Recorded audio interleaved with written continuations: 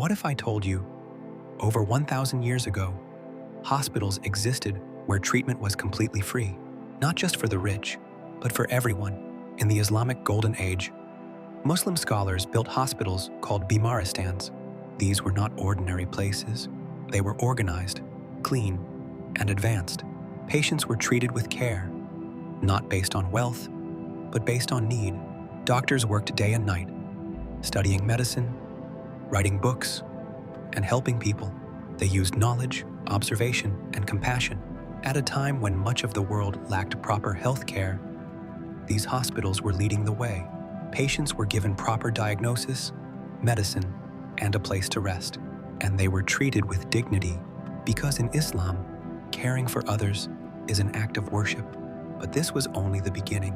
Bimaristans were complex institutions, funded by charitable endowments called waqf, ensuring they remained free for all.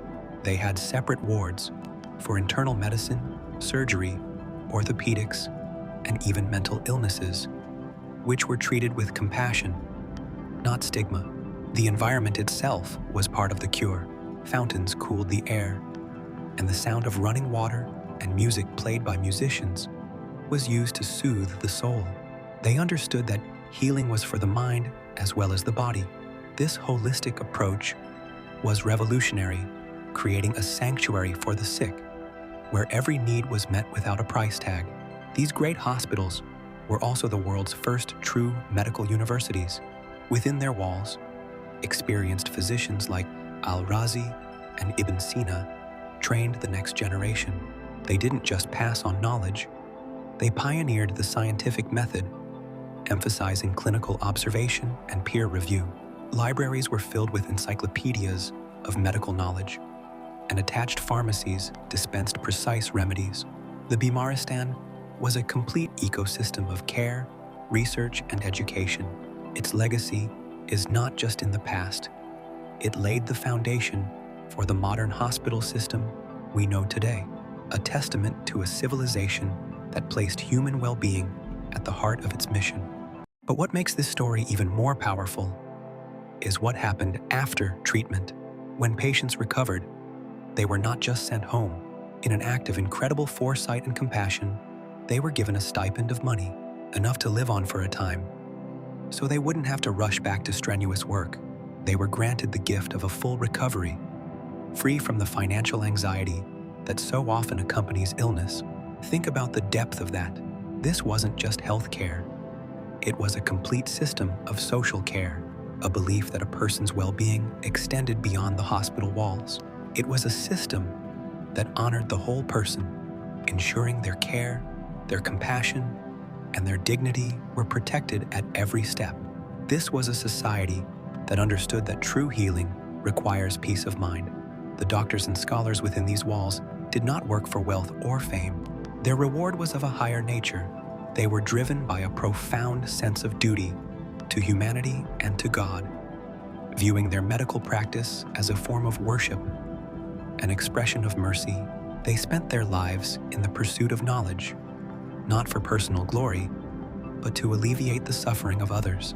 This spirit of service was the heartbeat of the Bimaristan. It created an environment built on trust and sincere care, where every life was treated as precious and worthy of the highest effort. This ethos became the moral foundation upon which their medical achievements were built, and those achievements echoed across the globe. The Bimaristan became the blueprint, the model for future medical systems. Through trade routes and translations in places like Spain and Italy, the knowledge cultivated in the Islamic world, its medical encyclopedias, its surgical techniques, its very concept of a public hospital, began to seed the Renaissance in Europe.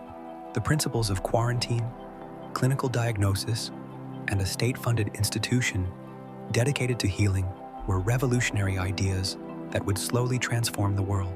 Today, modern hospitals, with their specialized wards and educational missions, exist in every corner of the planet. But few people know that the roots of this system trace back to the vision of these Muslim pioneers.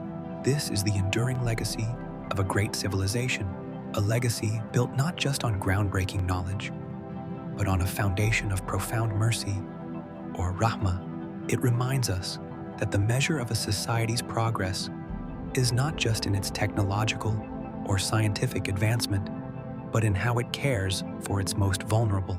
That the ultimate purpose of knowledge is to serve, and that the highest form of worship is to care for one another. Subscribe for more powerful true stories.